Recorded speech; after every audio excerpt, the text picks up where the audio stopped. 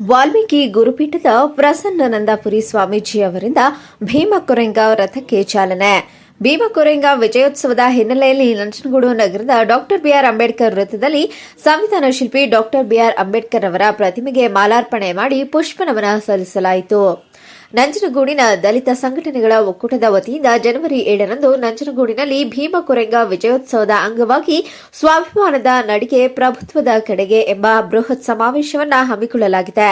ಇಂದು ವಾಲ್ಮೀಕಿ ಗುರುಪೀಠದ ಪ್ರಸನ್ನಾನಂದಪುರಿ ಸ್ವಾಮೀಜಿ 206ನೇ ಭೀಮಕೊರೆಂಗ ವಿಜಯೋತ್ಸವದ ಜಾಥಾಕ್ಕೆ ನೀಲಿ ನಿಶಾನೆ ತೋರುವ ಮೂಲಕ ಚಾಲನೆ ನೀಡಿ ಮಾತನಾಡಿದ ಅವರು, ಭಾರತ ದೇಶವು ಜಾತಿ ವ್ಯವಸ್ಥೆಯಿಂದ ಕೂಡಿರುವ ದೇಶವಾಗಿದೆ. ಜಾತಿಯ ಕಾರಣಕ್ಕಾಗಿ ವ್ಯಕ್ತಿಯನ್ನ ಕೆಟ್ಟದಾಗಿ ಕಾಣುವ ಪರಿಸ್ಥಿತಿ ಇದೆ.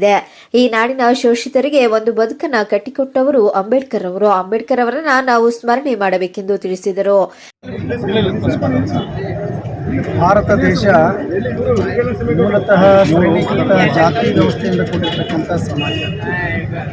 ಈ ಶ್ರೇಣೀಕೃತ ಜಾತಿ ವ್ಯವಸ್ಥೆಯಲ್ಲಿ ಅನೇಕ ತಾರತಮ್ಯವನ್ನು ನಾವು ಕಾಣ್ತಾ ಇದ್ದೇವೆ.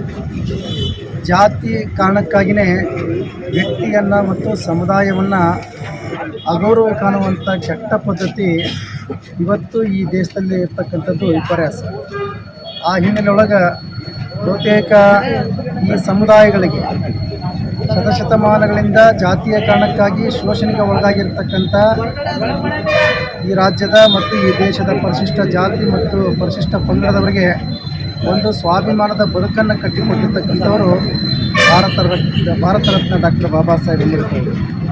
ಬಹುತೇಕ ಆ ಪುಣ್ಯಾತ್ಮ ಈ ಸಮುದಾಯಗಳು ಸ್ವಾಭಿಮಾನದಿಂದ ಬದುಕಬೇಕು ಅನ್ನುವಂಥ ಇದರೊಳಗೆ ನಮಗೆ ಸಂವಿಧಾನಬದ್ಧ ಹಕ್ಕುಗಳನ್ನು ಕೊಟ್ಟಾರೆ. ಬಹುತೇಕ ಆ ಪುಣ್ಯಾತ್ಮನ ಸ್ಮರಣೆಯನ್ನು ಮಾಡಿಕೊಂಡು 1818 ಜನವರಿ 1ನೇ ತಾರೀಕು ಜಾತಿ ಕಾರಣಕ್ಕಾಗಿಯೇ ಏನು ಮಹಾರಾಷ್ಟ್ರದಲ್ಲಿ ಪೇಶ್ವೆ ರಾಜರು ಆಳ್ತಾಯಿದ್ರು. ಬಹುತೇಕ 500 ಜನ ಮಹಾರ್ ಸೈನಿಕರು ತಮ್ಮ ಸ್ವಾಭಿಮಾನದ ಮೂಲಕವಾಗಿ ಆ ಯುದ್ಧವನ್ನು ಗೆಲ್ಲಿಸಿರ್ತಕ್ಕಂಥ ಕೀರ್ತಿ ಬಹುತೇಕ ಈ ಸಮುದಾಯಗಳು ಸಲ್ತದೆ.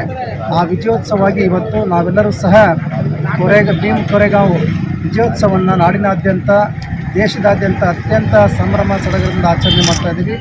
ಈ ಸಂದರ್ಭದಲ್ಲಿ ಹಿರಿಯ ಹೋರಾಟಗಾರ ಉಗ್ರ ನರಸಿಂಹಗೌಡ, ರೈತ ಸಂಘ ಮತ್ತು ಹಸಿರು ಸೇನೆಯ ಜಿಲ್ಲಾಧ್ಯಕ್ಷ ವಿದ್ಯಾತ್ ಸಾಗರ್, ಜಿಲ್ಲಾ ಪ್ರಧಾನ ಕಾರ್ಯದರ್ಶಿ ಇಮ್ಮಾವು ರಘು ಸೇರಿದಂತೆ ಇತರರು ಉಪಸ್ಥಿತರಿದ್ದರು.